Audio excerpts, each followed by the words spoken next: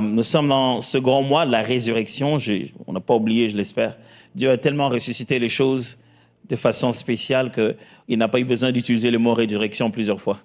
Mais pourtant, il a ressuscité nos familles. Pourtant, il a transformé nos vies. Et dans ce grand mois de la résurrection, je voudrais parler aujourd'hui de ce thème.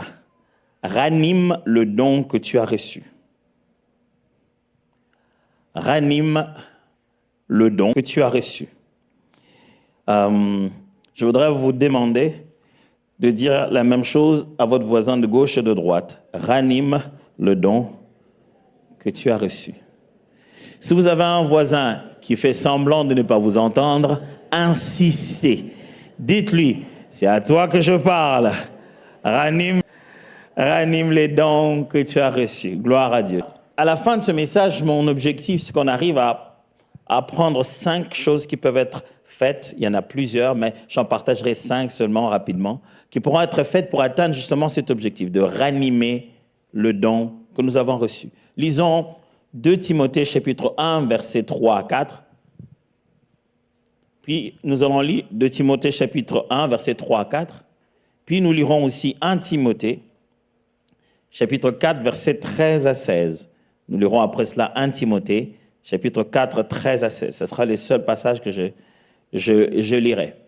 Avec ces versets, nous allons expliquer ensemble ce que ça veut dire le don et qu'est-ce qui empêche, qu'est-ce qui étouffe le don finalement. On va essayer de comprendre l'idée de ranimer le don, ça signifie exactement quoi. Et puis, on va commencer à donner des instructions, des orientations sur la meilleure façon de ranimer le don. Lisons alors. Je rends grâce à Dieu que mes ancêtres ont servi et que je sers avec une conscience pure, de ce que nuit et jour, je me souviens continuellement de toi dans mes prières, mais rappelant tes larmes et désirant te voir afin d'être rempli de joie, gardant le souvenir de la foi sincère qui est en toi, qui habita d'abord dans ton aïeul, Loïs, et dans ta mère, Eunice, et qui, j'en suis persuadé, habite aussi en toi.